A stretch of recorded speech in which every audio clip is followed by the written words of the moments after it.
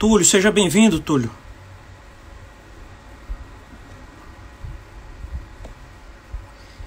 Átila, que aula do senador Suplicy, hein, Átila?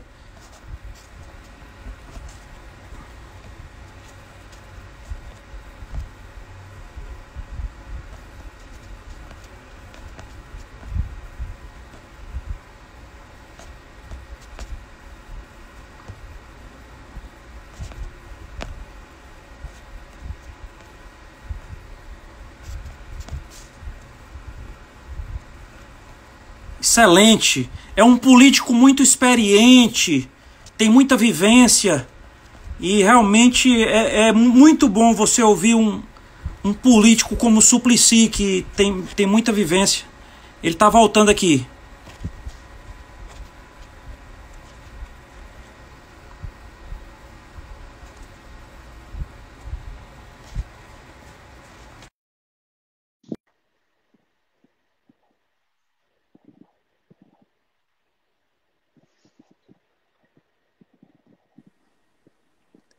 Oi, Senador, deu certo? pronto, deu certo, deu certo. Vamos lá, Ah, que continuando bom, aí. que bom. Então, um abraço. Estava falando com o Pronto, Rafael para ver que tudo desse certo. deu tudo certo. Então, Sim, ah, nós estávamos contando. da premiação que eles receberam lá do Vale do Silício, né? Aí o senhor estava falando. Ah, sim. É, é, Então, lá no Quênia, visitando as pessoas, e daí uma das vantagens, alguns disseram, por exemplo, as casas eram muito simples, como no interior do Brasil, as casas no meio rural, né?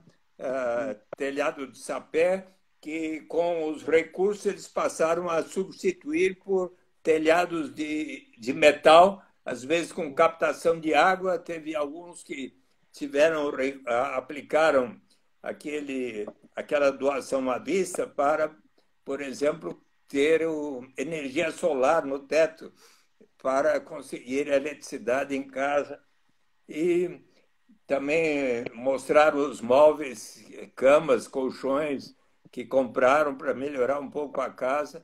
E sempre a educação das crianças e dos adolescentes a primeira prioridade.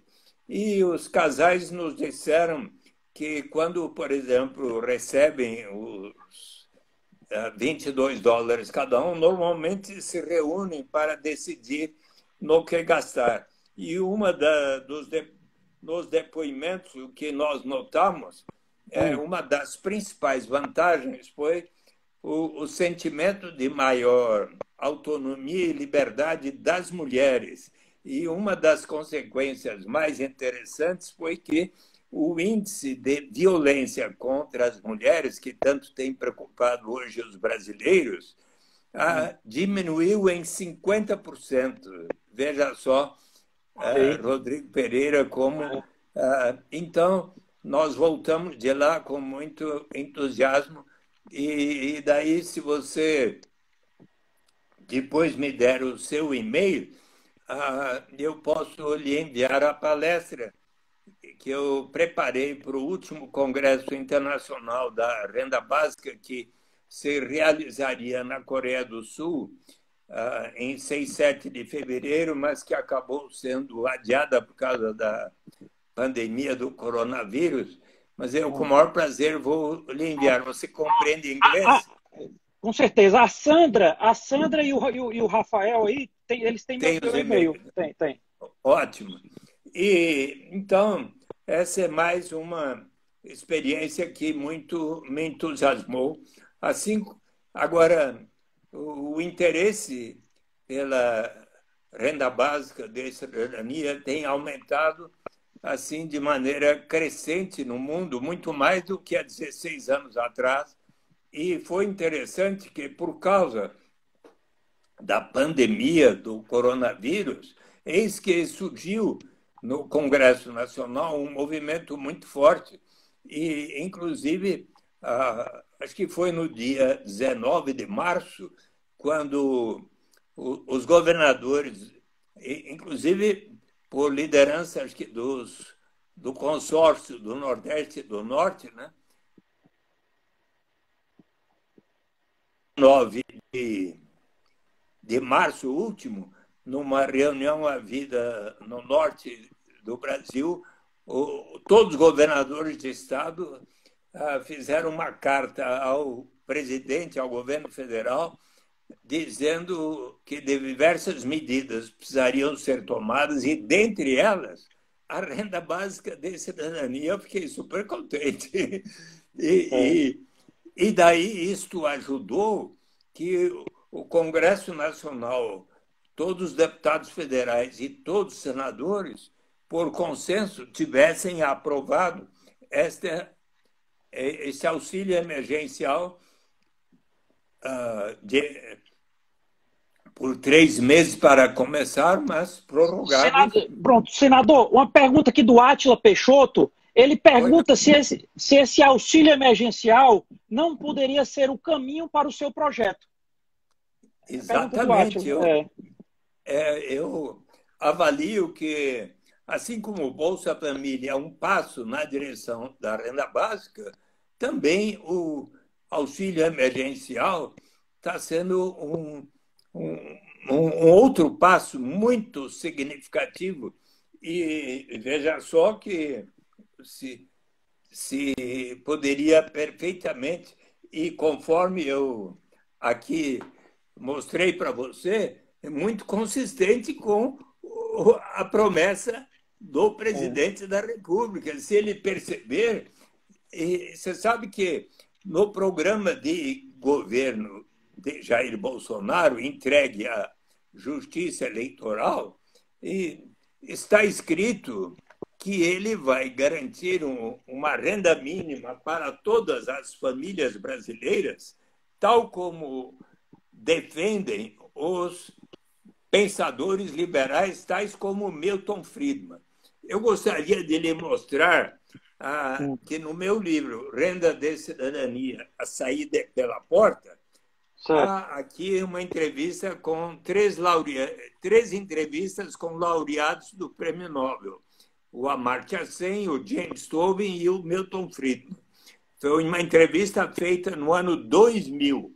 E, a certa altura, eu pergunto para Milton Friedman, que me respondeu por e-mail, como o senhor avalia a proposição de uma renda básica ou renda do cidadão comparada com a alternativa de um imposto de renda negativo?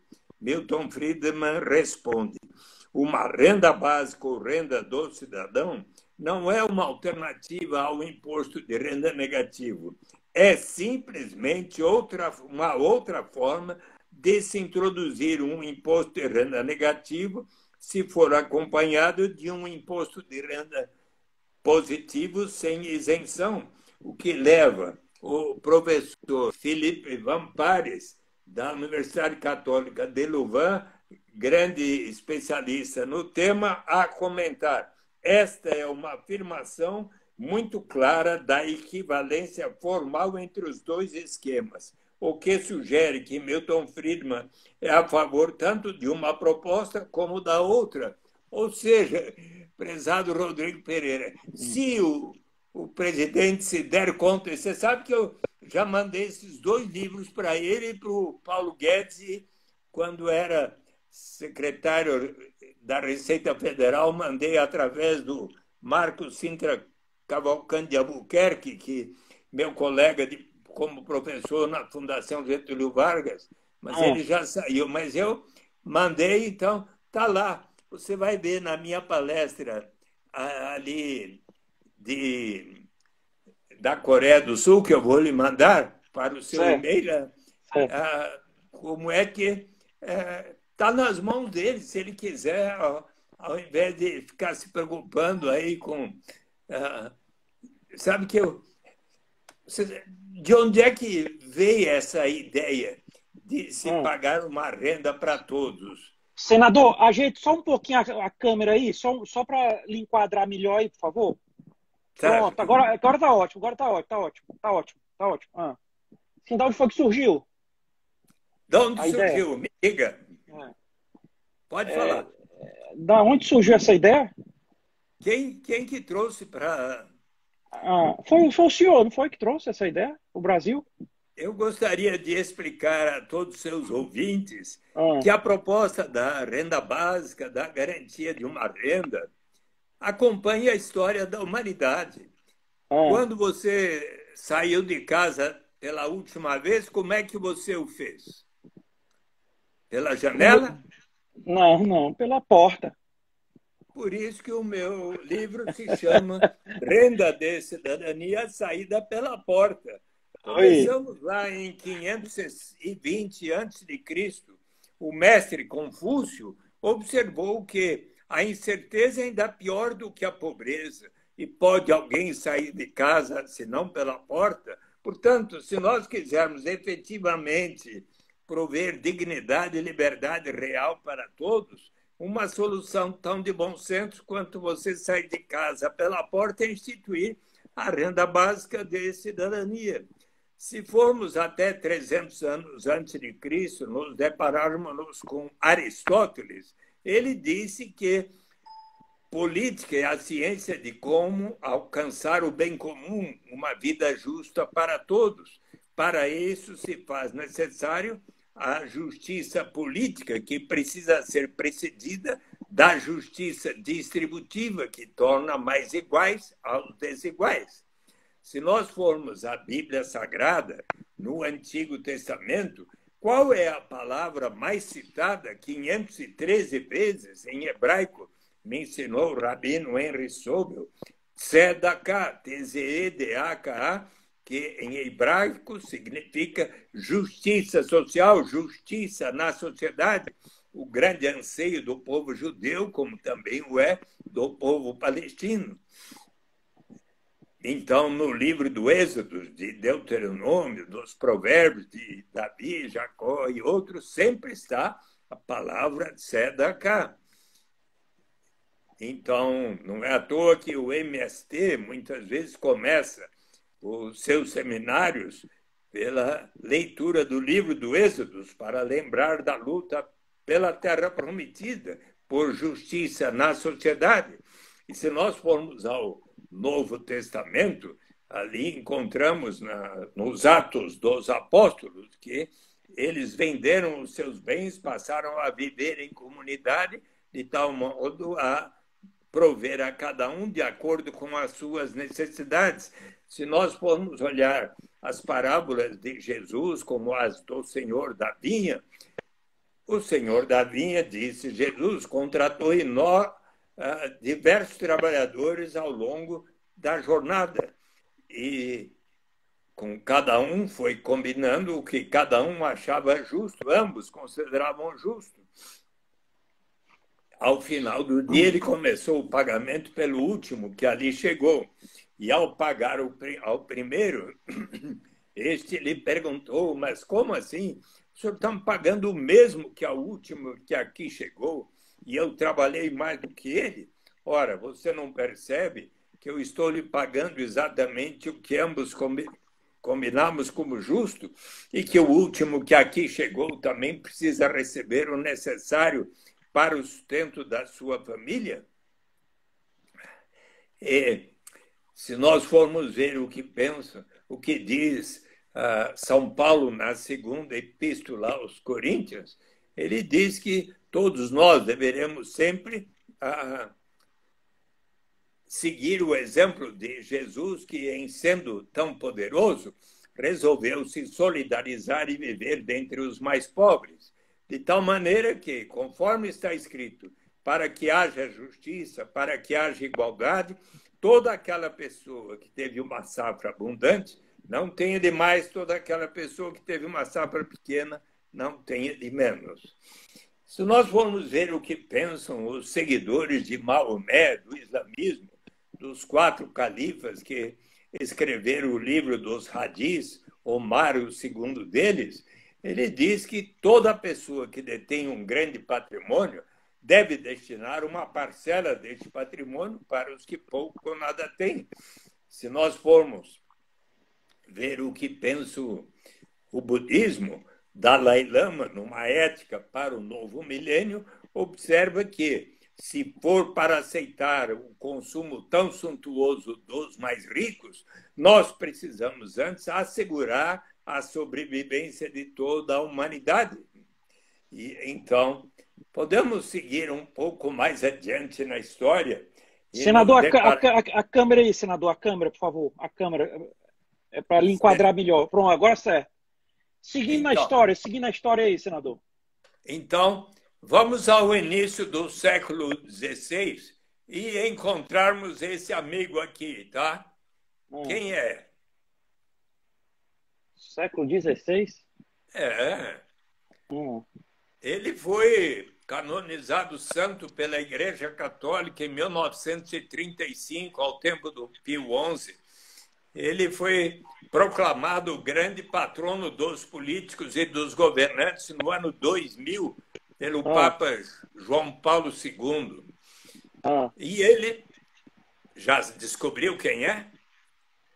Ele estava estudando para ser sacerdote, teologia, filosofia, mas eis que, ao tempo em que a Inglaterra era tão poderosa, dominava a Índia, diversos países da África, o que são hoje os Estados Unidos da América, e eis que o rei Henrique VIII, certo dia, o convidou para vir trabalhar na corte, onde ele se tornou um homem muito influente.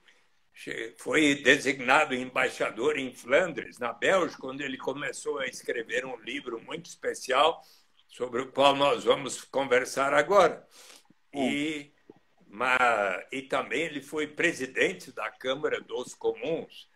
Certo dia, o rei Henrique VIII, de quem se tornou amigo, ambos eram católicos, diz a ele: por favor, escreva para mim uma justificativa para eu me casar outra vez, porque a minha mulher não me dá herdeiros. Eu não vou fazer isso, não é o que eu penso. Se você, caro Rodrigo, for a Londres, na Inglaterra, e visitar o parlamento, você já esteve lá? Não. Então, ao visitar o parlamento, você vai ver logo na entrada à esquerda um enorme salão, como se fosse uma catedral sem bancos. E no meio tem um círculo. Aqui foi julgado e condenado Thomas More, que por causa daquela recusa acabou sendo degolado. Mas antes ele escreveu o livro tão gostoso de ler, que eu recomendo a todos que estão nos assistindo, denominado Utopia.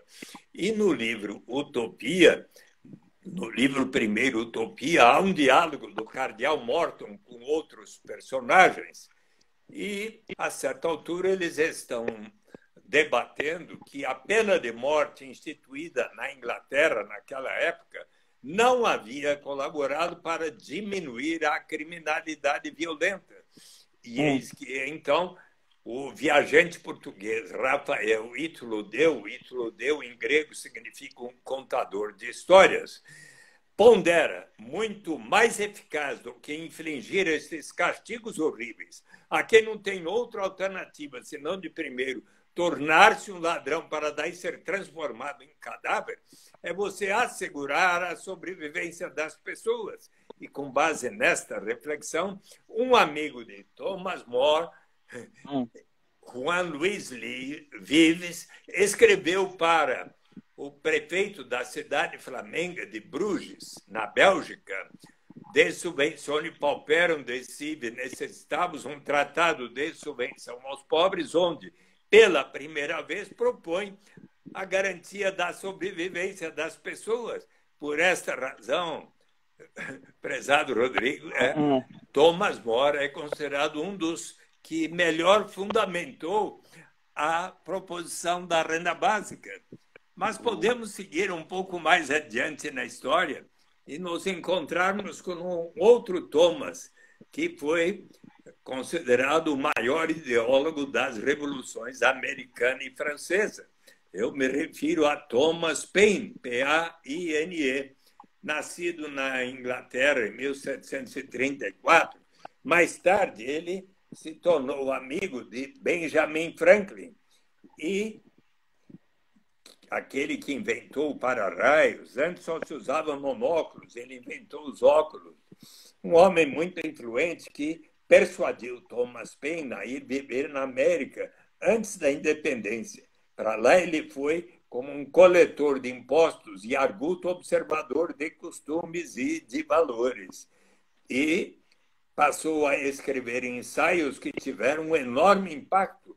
O presidente George Washington escreveu para um amigo que nenhum outro ensaio tivera tamanha influência sobre a mente dos americanos quanto Common Sense, senso comum, que publicado em janeiro de 1776, distribuído com enorme tiragem para a época, 150 mil exemplares pelas ruas da Filadélfia e das 13 colônias norte-americanas, eis que, 6 meses depois, em 4 de julho de 1776, os americanos proclamaram a sua independência. O que estava lá escrito? Coisas tais como: contraria o bom senso que uma ilha domine um continente. Só que as ideias consideradas tão ousadas e progressistas de Thomas Paine começaram a fazê-lo se sentir muito perseguido na América. E ele, então, resolveu voltar para sua terra natal. Mas, chegando na Inglaterra, o que aconteceu? Começaram a queimar os seus livros. Imagine este homem responsável pela perda da nossa principal colônia.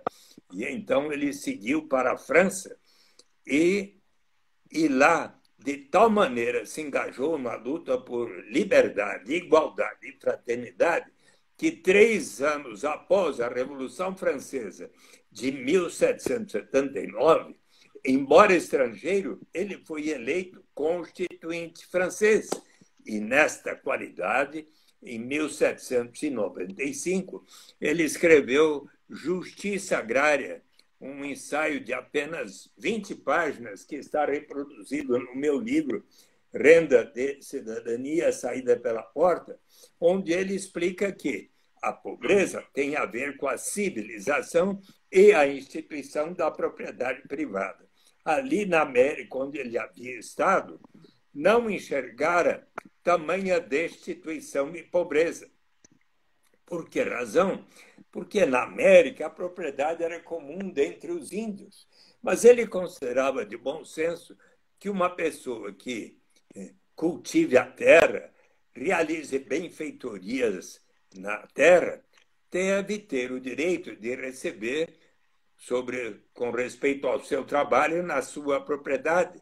Mas era o seu plano que toda pessoa que assim o fizesse destinasse uma parcela de seu rendimento para um fundo que a todos pertenceria, e deste fundo, uma vez acumulado, se pagaria a cada pessoa residente naquele país, e ele ressalta, é uma proposta para todos os países, tanto um capital básico quanto uma renda básica, como um direito inalienável de todos participarem da riqueza comum da nação. Ficou claro? Então, é uma proposta de bom senso. Tantas pessoas ainda ao longo da história.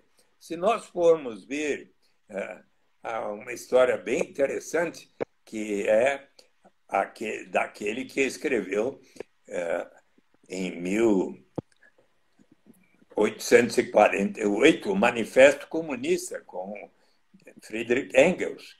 Depois escreveu os volumes de O Capital. E mais tarde, em 1785, escreveu a crítica ao programa de Gotha, onde Karl Marx explica que numa sociedade mais amadurecida, os seres humanos vão se portar de tal maneira a poder se inscrever como lema da sua sociedade, de cada um de acordo com a sua capacidade, a cada um de acordo com as suas necessidades. From each according to his capacity, to each according to his needs. 12 palavras em inglês que o grande economista John Kenneth Galbraith observa que tiveram um efeito ainda mais revolucionário do que os volumes de O Capital. Você sabe que certo dia eu estava fazendo uma palestra para as comunidades eclesiais de base ali na Conferência Nacional dos Bispos do Brasil, então presidida pelo saudoso Dom Luciano Mendes de Almeida, grande defensor dos direitos humanos. E eu falei a respeito da renda básica, da garantia de uma renda para todos. E eis que, quando eu terminei a palestra, Dom Luciano falou para mim: Eduardo, você não precisa citar o Karl Marx para defender a sua proposta, que ela é muito melhor defendida por São Paulo na segunda epístola aos Coríntios. E daí eu li a epístola de São Paulo aos Coríntios, achei tão bela que eu sempre cito agora Karl Marx e São Paulo aos corintianos, né? Então, e podemos prosseguir mais adiante. Por exemplo, o grande filósofo Bertrand Russell, em 1918, escreveu que sobre liberdade, escreveu sobre o anarquismo, o socialismo e o sindicalismo, os grandes movimentos que abalaram a Europa antes da Primeira Grande Guerra Mundial. E eis que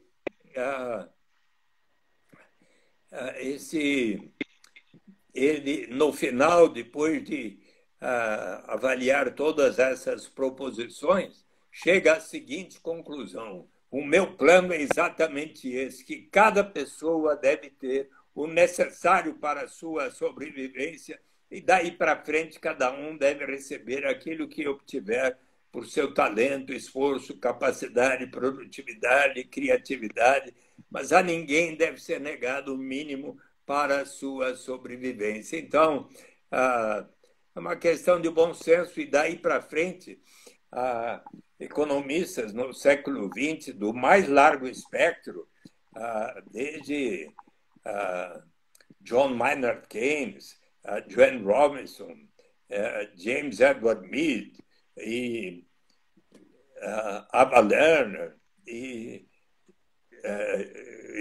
prêmio Nobel, laureados com o Prêmio Nobel de Economia, como George Stigler, Milton Friedman, James Tobin e Paul Samuelson.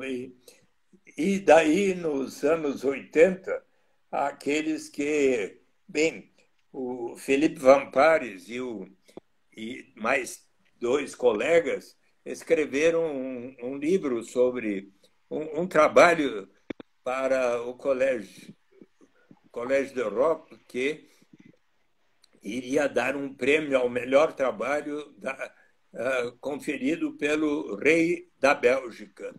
E então eles constituíram um Charles Fourier Fórum e escreveram um trabalho sobre as origens da renda básica, muito do que eu venho falando aqui.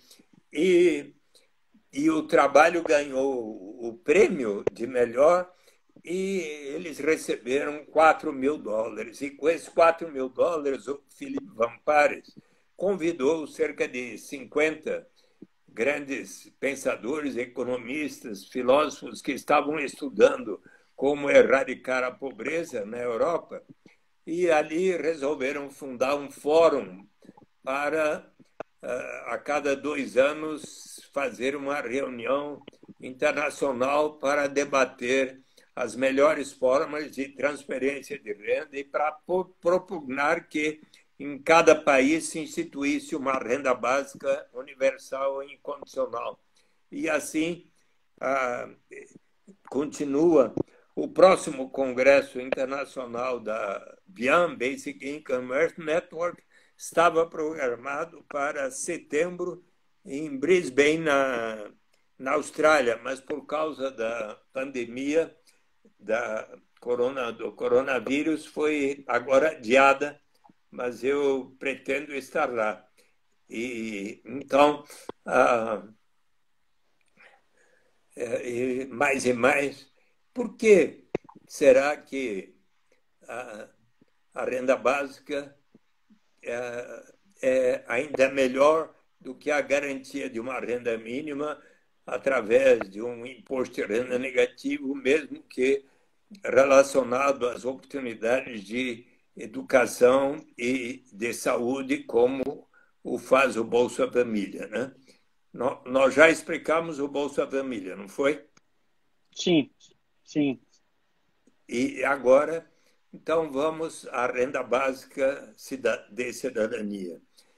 O direito de toda e qualquer pessoa, não importa a sua origem, raça, sexo, idade, condição civil socioeconômica, de participar da riqueza comum de nossa nação através de uma renda que, com o progresso do país e as disponibilidades orçamentárias, será suficiente para atender às necessidades vitais de cada um. A ninguém será negado. Por que é melhor? Primeiro, eliminamos inteiramente qualquer estigma, o sentimento de vergonha de uma pessoa ter que dizer eu só recebo tanto, por isso mereço tal complemento. Eliminamos totalmente qualquer burocracia envolvida em se ter que saber quanto cada um ganha no mercado formal, isto é, na carteira de trabalho assinada ou em qualquer atividade que façamos. Se uma mãe toma conta das crianças da vizinha e no dia seguinte recebe um trocado ou qualquer operação que façamos na rua, não é preciso declarar qual a sua remuneração e nem o seu patrimônio acumulado. Eliminamos o chamado fenômeno da dependência que acontece quando se tem um sistema que diz que quem não recebe até certo patamar tem o direito de receber tal complemento. E a pessoa está por decidir, vou ou não realizar esse trabalho que vai me render esse tanto. Mas se eu iniciar esse trabalho, receber esse tanto, e aí vem o governo e me retira o que eu estava recebendo naquele programa, eu talvez desisto e entro na armadilha da pobreza ou do desemprego. Mas se todos iniciarmos da renda básica em diante, sempre haverá o estímulo ao progresso. Será mesmo? Será que não haverá estímulo à ociosidade? O que é que nós vamos fazer com aquelas pessoas que têm uma tendência inarredável à vagabundagem? Será mesmo? Pensemos em nós, seres humanos. Senador, tem uma pergunta aqui exatamente do seguidor aqui, do Carlos Terra, se essa renda mínima não desestimularia as pessoas a trabalharem. Pensemos um pouco em nós, seres humanos. Todos nós amamos realizar uma série de tarefas, mesmo sem remuneração no mercado. As mães, quando estão amamentando seus nenês, qualquer hora do dia, da noite, da madrugada, com todo o amor. Nós, pais e mães, quando estamos cuidando de nossas crianças para que bem se alimentem, bem se desenvolvam, com todo carinho. Quando nossos pais e avós são mais idosos, ali estamos, sempre que precisarem de nós. Nas associações de bairros, nas igrejas de todas as denominações, nos centros e diretórios acadêmicos, quantos de nós não realizamos uma série de tarefas para a comunidade porque nos sentimos úteis? Quando grandes pintores da história da humanidade, Vincent van Gogh e Amedeo Modigliani, pintaram as suas obras, saíam pelas ruas para tentar vendê-las. Mal conseguiam, ambos ficaram doentes, morreram precocemente. Hoje as suas obras são vendidas por milhões de dólares.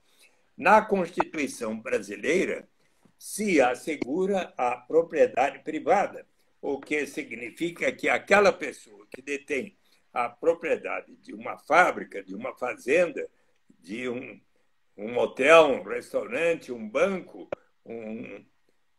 títulos financeiros, propriedades imobiliárias, esta pessoa tem o direito de receber os rendimentos do capital na forma de lucros, juros, aluguéis.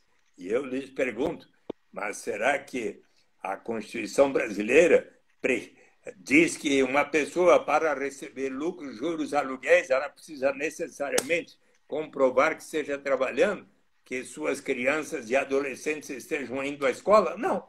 Então, se asseguramos aos mais ricos o direito de receber tais rendimentos sem aquelas condicionalidades, por que não estendermos a todos, ricos e pobres, o direito de participarmos todos da riqueza comum de nossa nação, da riqueza da cidade tão bonita, das praias de Fortaleza, da floresta amazônica, das cataratas de Foz do Iguaçu, do Pantanal do Mato Grosso, da riqueza da cidade maravilhosa do Rio de Janeiro, da vida cultural intensa de São Paulo e assim por diante, e ainda mais quando pensamos em certos aspectos da nossa história, o fato de que, por mais de 3 séculos, milhões de pessoas foram arrancadas de sua terra natal na África para virem colaborar para a acumulação de riqueza de tantas famílias sem que lhes fosse pago qualquer remuneração, os escravos. Será que é de bom senso que todos nós venham a participar, pelo menos um pouco, da riqueza comum de nossa nação? Ainda mais quando pensamos, inclusive do ponto de vista das pessoas de maior riqueza, se, na medida em que perceberem quão bom será viver num país com maior grau de fraternidade, de solidariedade, um país que leve em consideração as recomendações do Papa Francisco. Você sabe que o Papa Francisco iria receber em março último cerca de 2.000 jovens que iriam se reunir também com economistas como Amartya Sen, Jeffrey Sachs e diversos outros, para pensar na economia de Francisco. E do Brasil vai uma delegação, a segunda maior depois da italiana, de 250 jovens, os quais me convidaram para uma reunião na Pontifícia Universidade Católica de São Paulo, no ano passado. E eu lá expliquei para eles a renda básica de cidadania e eles disseram, nós queremos que você vá junto conosco no encontro do Papa. E me convidaram e eu já estava com a passagem marcada para, em março, seguir para Roma e Perugia e Assis, a cidade de São Francisco de Assis, para esse encontro. Só que, por causa da pandemia de coronavírus, foi adiada por 20, 22 de novembro. Mas eu já estou com a passagem e vou lá conversar com eles e fiquei super contente porque, quem sabe você tenha observado, no último domingo da Páscoa, houve uma humilha em que o Papa Francisco, conversando com representantes de movimentos sociais, recomendou a renda básica de cidadania. Eu vi. Você viu, então? Eu vi. Eu fiquei super contente. Assim como fiquei contente quando eu assisti, você pode ver no YouTube, a homenagem do presidente Barack Obama ao Nelson Mandela no dia que ele completaria 100 anos de idade, no estádio lotado de Johannesburg, na África do Sul, capital da África do Sul, né? Acho que é um estádio de beisebol, que é o esporte popular ali, e eis que ele fez um discurso sobre o quão está concentrada a riqueza e a renda nos mais diversos países do mundo. E, a certa altura, ele disse que, com a velocidade do progresso da inteligência artificial, com mais e mais robôs, com automóveis agora que passarão a ser dirigidos até sem motoristas e tanta, nós precisamos pensar em novas formas de arranjos sociais que, inclusive, levem em consideração a renda básica universal. Eu fiquei super contente também, né? Porque o outro que tem defendido é o Muhammad Yunus, né? Que é o criador do Grameen Bank, que teve muita interação com o João Joaquim de Mello quando ele esteve aqui no Brasil. E então são coisas assim muito especiais, né? E outro grande pensador brasileiro que, além de Celso Furtado, que eu coloco como um dos grandes defensores da renda básica, é o o nosso querido Josué de Castro. Josué de Castro, num discurso que ele fez em 24 de março de 1956, num pronunciamento da Câmara dos Deputados, em que ele era deputado federal ao tempo do presidente Juscelino Kubitschek, o tema era os desníveis de renda no Brasil, e a certa altura ele disse: eu defendo a necessidade de darmos o mínimo a cada um, de acordo com o direito que tem todos os brasileiros de ter um mínimo para a sua sobrevivência. Está ali, está tão claramente defendida um dos maiores pensadores do Brasil, autor de Geografia da Fome e Geopolítica da Fome, não é? Então... Senador, e qual é o posicionamento do presidente Bolsonaro e do Paulo Guedes, do ministro Paulo Guedes, com relação a esse projeto? Eu acho que se o presidente Bolsonaro quiser se mostrar compatível com o juramento que ele fez de cumprir a Constituição, se ele quiser cumprir o que está no seu programa de governo entregue à Justiça Eleitoral, que vai garantir uma renda mínima a todas as famílias brasileiras, tal como pensava o Milton Friedman,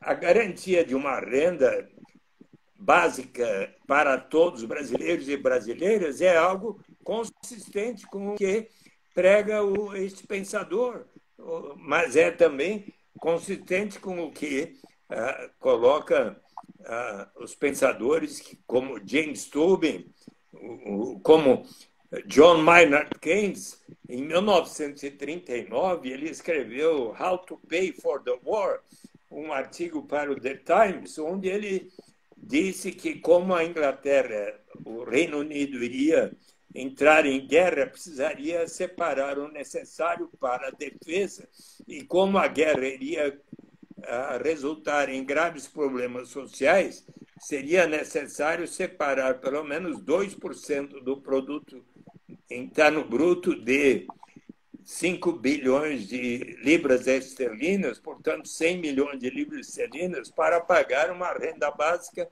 para a população. A Joanne Robinson escreveu que todos os sábados deveríamos estar distribuindo uma libra esterlina para cada pessoa. E tantos são os pensadores. James Tobin assessorou o George McGovern em 1972, que disputou com o presidente Nixon e perdeu a eleição, mas ele defendia a instituição de um Demogrant, que pagaria $1.000 por ano para todos os norte-americanos. Eram 150 milhões naquela época. E felizmente, essa proposta, essa ideia vem ganhando força em todos os quadrantes do universo. E então, como você disse, eu quero muito, vou completar 79 anos em 21 de junho, mas quero muito viver de tal forma a poder ver a instituição da renda básica de cidadania no Ceará, em Fortaleza, em Iguape, em todo o Brasil. E, se possível, desde do Alasca até a Patagônia, do Canadá até a Argentina. Quando houver uma renda básica, olha, certo dia, era começo do ano passado, o presidente Donald Trump pediu ao Congresso Nacional, acho que eram 18 bilhões de dólares, mais 33 bilhões, quase 50 bilhões de dólares, para construir um muro separando os Estados Unidos do México. Eu fiquei super preocupada. Como pode ser uma coisa dessa? e pensei, puxa vida, se o presidente Trump, em vez de fazer isso, convidasse todos os países das três Américas para formar um fundo, ele colocaria 50 bilhões de dólares e cada um colocaria um pouco para financiar uma renda básica para todos os habitantes das três Américas. Não precisaria haver mais qualquer muro que venha a separar as fronteiras e teríamos, assim, maior liberdade de movimento de todos os habitantes das três Américas, por todos os nossos países, para cada um poder escolher aonde viver, trabalhar, namorar, se casar, ter filhos e fazer a sua vida. Senador, aqui no jornal local, hoje, os apresentadores do jornal aqui estavam mostrando matéria. Nós estamos aqui no Ceará em isolamento, né? E estavam mostrando matérias, muito movimento nas ruas, que as pessoas não ficam em casa. Aí o apresentador disse, como é que o pessoal vai ficar em casa passando fome? Como é que segura as pessoas em casa, as pessoas sem ter o que comer? Como é, senador? Então, se houvesse já a instituição da renda básica de cidadania suficiente para a sobrevivência de cada brasileiro e cada brasileira, hoje estaríamos enfrentando a pandemia da renda básica, a pandemia do coronavírus bem melhor. Mas este auxílio de R$600 para os adultos já constitui um passo numa boa direção. E é importante que nós venhamos a estudar e perceber todas as consequências de estar se pagando esse auxílio básico, porque é algo muito na direção de nós instituirmos a renda básica universal e incondicional para toda a população brasileira. Senador, nós estamos aqui indo para a reta final agora, vamos completar 2 horas, né? A gente passaria 5 horas lhe ouvindo, porque é uma aula. Senador, e estava me chamando a atenção aqui os comentários dos seguidores, sabe? Era só dizendo assim, isso é uma enciclopédia humana, isso é uma Wikipédia humana, senador. Como é que mantém essa cabeça, senador? Como é que mantém essa cabeça? O senhor impressiona, o senhor sabe as datas, tudo a data, tudo. Como é que mantém essa cabeça, senador? Olha, querido Rodrigo Pereira, quando a gente se torna amigo de uma pessoa, tem vontade de dizer das boas coisas que acontecem com ela, não é? Eu posso lhe contar uma boa coisa que aconteceu comigo relacionada ao nosso tema, que você já citou no começo, mas acho que não com o sentido todo que agora daremos a este evento. Eu mencionei aqui a história de Utopia do Thomas More, não é? Foi. Utopia foi publicada em 1516. Em 2 de fevereiro, a Universidade Católica de Louvain, na Bélgica, fez uma festa, uma cerimônia tão linda, mais de 2.000 pessoas lotando o teatro da Universidade Católica de Louvain, e eu fui convidado. Estava a Mônica Dallaire, o pai dela, o professor Dalmo de Abreu Dallaire, um dos maiores juristas do Brasil, a esposa Sueli. E eis que nesta cerimônia havia, assim, no palco, essa figura extraordinária do Thomas More, e ali, a certa altura, o reitor da Universidade Católica de Louvain chamou primeiro o Jimmy Wales, criador da Wikipedia, e outorgou a ele o título de doutor honoris causa por causa da sua grande contribuição para a democratização do conhecimento para toda a humanidade. Daí chamou a arquiteta e urbanista italiana Paola Vigano, por causa da sua extraordinária contribuição para a democratização do direito à cidade. E para cada um, antes, havia a apresentação, por exemplo, no caso de Jimmy Wales, a apresentação de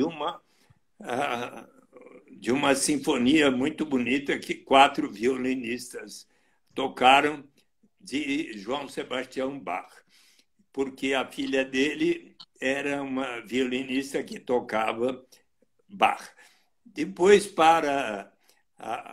precedendo a outorga para a arquiteta italiana, houve 4 dançarinas e dançarinos que em cadeiras fizeram um lindo balé. E daí me chamaram, mas antes veio uma professora no palco com uma linda voz e acho que um professor também, ou um jovem estudante, tocando um violão com uma música muito bela que faz enorme sentido para mim. E eis que, então, me outorgaram o título de doutor honoris causa por causa da minha persistente e longa batalha em favor da renda básica no Brasil e no mundo. E se você achar por bem, para concluir o nosso diálogo, eu posso aqui cantar a canção com a qual eles me homenagearam, que é uma canção justamente para que logo, logo, em cada país do mundo, se coloquem em prática os instrumentos para a realização da justiça, para que então haja a paz. É aquela canção que os povos do mundo saíram às ruas para pedir, quando houve as guerras do Vietnã e do Iraque, para que os chefes de Estado acabassem com as guerras. Senador, então é o seguinte, os seguidores estão todos pedindo aqui para o senhor cantar. Então, assim, antes de encerrar, porque faltam 4 minutos para encerrar, eu quero deixar aqui um aviso, pedir para os seguidores que estão nos acompanhando, quem não segue ainda o Diálogo Ponto Aberto, gostaria de pedir para seguir, tá? Que nós estamos com lives diariamente às 19 horas. E, senador, uma dúvida aqui. O seu aniversário é dia 21 de junho? É o dia do meu aniversário, senador. Não brinca, olha que bom. Que ano você nasceu? 7,6. 7,6, nasci em 7,6. 7,6. 76. E agora, então, você está com... Eu vou fazer 44. 44, que bom. Mais uma então, afinidade. Assim, senador, então, assim, uma honra lhe receber no programa Diálogo Aberto. Muito obrigado pela sua aula. Tá? Assim, foi uma aula aqui para nós aqui nessa noite. E, assim, vamos encerrar aí, pedir para os amigos seguir o Diálogo Aberto e vamos encerrar com o senhor cantando, senador. E você canta comigo essa canção do Prêmio Nobel de Literatura, Bob Dylan, Blowing in the Wind, que tem muito a ver com o pedido do Papa para que venhamos a criar instituições que provoquem a maior justiça para que então possa haver paz no Brasil e no mundo. Muito melhor que estar distribuindo armas por aí é o presidente Jair Bolsonaro aprender as lições de Thomas More, não é? E cantar junto com o Bob Dylan a seguinte canção. Senador, e eu quero só deixar avisado aqui, tem muitas pessoas que estão pedindo para eu deixar salvo essa live. Essa live vai estar salvo na nossa página, Diálogo Ponto Aberto. Vocês podem assistir depois e também pode indicar para as pessoas assistirem. Vamos lá, senador. Que bom. Então, how many roads must a man walk down before you may call him a man? And how many seas must the white dove sail before she slips in the sand. And how many times must the cannonballs fly before they are forever bent? The answer, my friend, is blowing in the wind. The answer is blowing in the wind. And how many years must a mountain exist before it is washed to the sea? And how many years must some people exist, like the Brazilian people, before they are allowed to be free?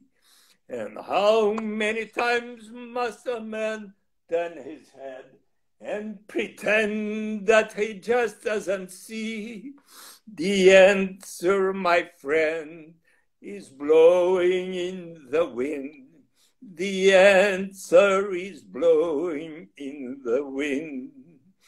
And how many times must a man look up before he can see the sky?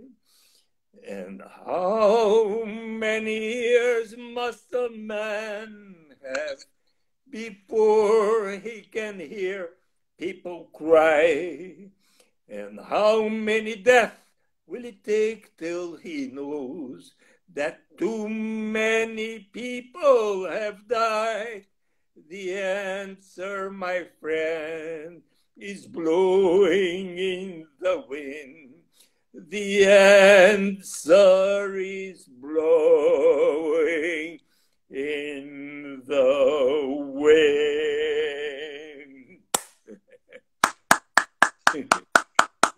Obrigado. Que lindo, senador. Muito obrigado. Foi um presente para nós essa noite lhe ouvir, sabe?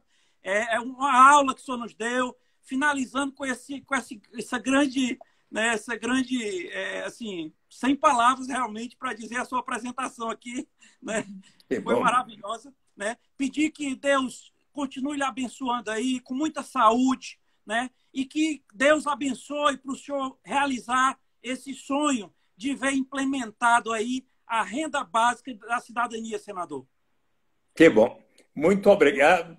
E espero, terminada a pandemia do coronavírus, quem sabe fazer uma nova visita à Fortaleza e aí conversar com todos vocês, com os estudantes e também, e aproveitar as praias tão bonitas de Fortaleza e da região, porque eu gosto muito de nadar no mar. E andar e correr na areia. Com certeza, o senhor, com certeza é uma honra, Fortaleza, o Ceará, lhe receber mais uma vez.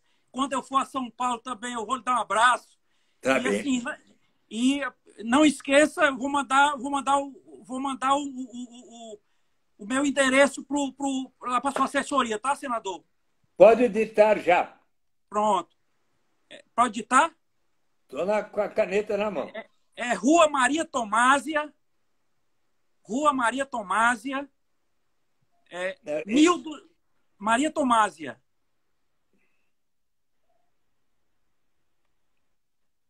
1261, 1261, apartamento 501, 1261, apartamento 501, o bairro é Aldeota.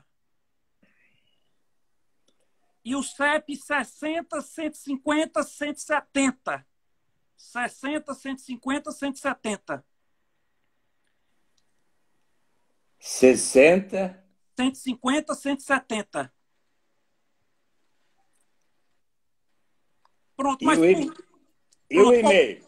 O e-mail é Rodrigo C. Pereira 8 @gmail.com. Rodrigo C. Pereira 8 @gmail.com. Mas por via de segurança eu vou mandar para sua assessoria também. E vai encerrar daqui a 5 segundos. Muito obrigado, pessoal. Vai ficar salvo essa live e siga o Diálogo Aberto.